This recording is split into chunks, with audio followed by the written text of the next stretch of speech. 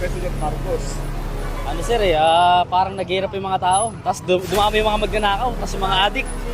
Nangyari ka sa amin. Tapos yung mga magnanakaw, dumarami.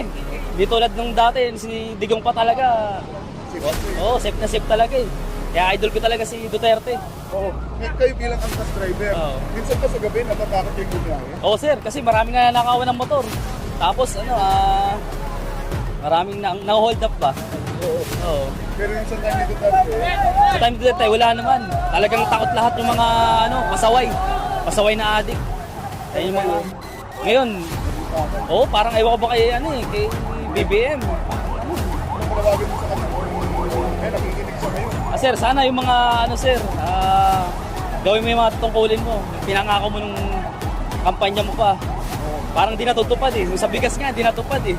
Kung hindi niya matupad-tupad, ano yung dapat gawin niya?